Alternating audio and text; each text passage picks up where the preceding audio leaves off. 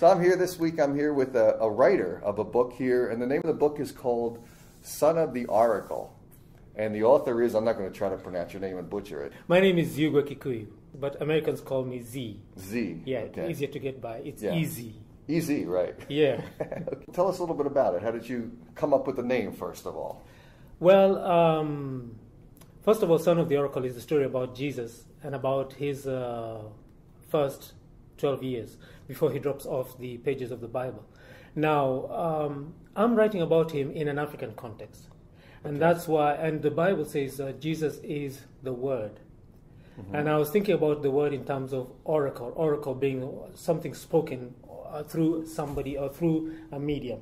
Mm-hmm. And now, instead of calling the word, I thought oracle, because again, oracle has a lot of significance in a lot of African cultures. Mm. We have oracles that spoke to the people. Okay. And so instead of calling it Son of the Word, I say it's Son of the Oracle, and that's where the title came from. Okay. You're talking about a black Jesus, right? Which is interesting. Okay. Yes. Okay, because I always thought Jesus was a Mexican guy, but I was mispronouncing. I was pronouncing it Jesus. Okay, Jesus. So that's why I was getting thrown off. Okay, I guess that could work too. Yeah. But I think Jesus being, to me, Jesus is the Son of God. Mm-hmm. But God is God for all people. Is this a religious book? It's a religious book in the sense that I'm talking about God. And again, let me also continue to specify that I'm a Christian. So I'm talking about God sending his Son to the world, mm-hmm. which is the gospel story. Okay, right, it is. Yeah. But at the same time, I'm not just limiting it to as a religious book, and so I'm talking maybe Christianity here or African Christianity, but I'm really talking, it's a story.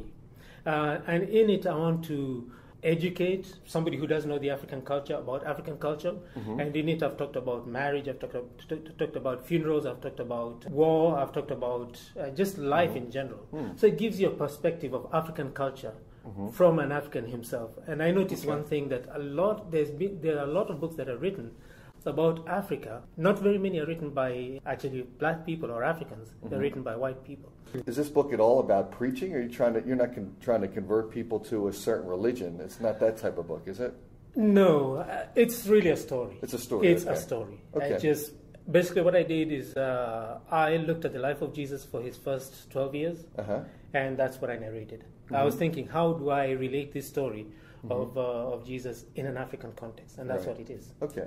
I'm curious why you stopped at the age of 12 for Jesus, unless you're going to do a follow-up book in 13 through... You got it right. Actually, I'm going to do a follow-up book. Okay. And I'm not going to reveal the title now. But yes, there's 2 books in the pipeline. The next book, which I've kind of started, we're going to talk about the time that he's away from the pages of the Bible, between 12 and 18, because he comes back at 30 when he starts his ministry. In his time, he definitely was a rock star. He drew crowds just like who? Michael Jackson, Barack Obama, Sarah Palin. Right. Oh, finally we got a white woman there. What did you say you are, a professor? Yes, I teach at the University of Phoenix. Cultural diversity. God, I hope no one's from the University of Phoenix listening to this show. But some of the questions I had, since you're a studied individual, intelligent guy, everyone wants to know what came first. It's always the chicken or the egg, but since you're a black man, what came first, the fried chicken or the egg? That's a fair question to ask me. I thought it was a ridiculous question to ask you, but it's a fair question. Okay. Be surprised. I understand the African Americans love chicken.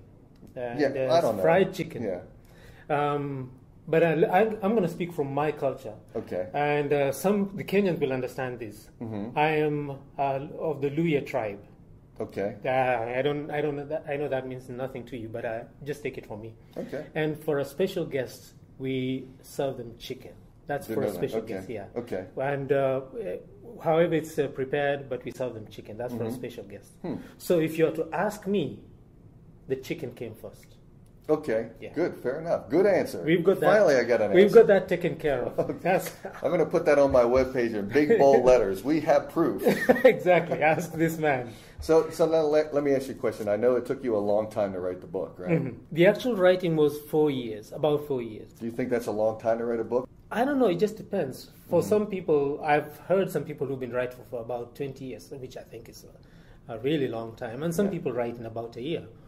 or even less. For instance, I don't know, Sarah Palin probably wrote hers in 4 months. Just tracking. It was a poorly written book, so I didn't read the book. But. Yeah, so people write depending on who they are, at different intervals. Okay. Can I ask you this? Did you vote for Barack? I'm not an American citizen. Would you have? I think I would have voted for him. Yes. Would you have voted for him Would you have voted for him because you're a black man? No, I think I'd have voted for him because of what he spoke. He brought the message of hope and inspiration. Okay. This book was not written about him because a lot of people called him the Messiah. The Messiah. Yes. The Messiah. So you're writing about a black Jesus. Maybe it's about Barack Obama. I think it's a coincidence that the time that I was writing the book, he came on as a front runner for the Democrats. It's a coincidence that I was writing about a possible black Jesus, as some people would view it, and here comes a black Messiah, as he was labeled. Yeah. But no, it was totally by coincidence. So I read that you were initially you wrote a poem and then you were discouraged from your writing. Correct? That's correct. Okay, now that's unfortunate, right? Because you think of the educator, now you're a teacher. So that the person that's a teacher is supposed to try to be encouraging people's motivations or their skills that are right now not developed, in hopes that through teaching they can be developed. So that's unfortunate that you could have potentially not have written this book if you took the advice of that instructor. Exactly. And I think that has really helped my teaching style a lot.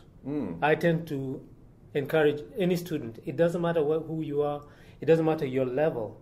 I try and work with you at your level. So it's important for educators to realize that there's potential in every person and that perhaps approach it differently, or they have a different approach. Yeah. And what you want to do is find out for each student, how can I best help them to be the best they can be.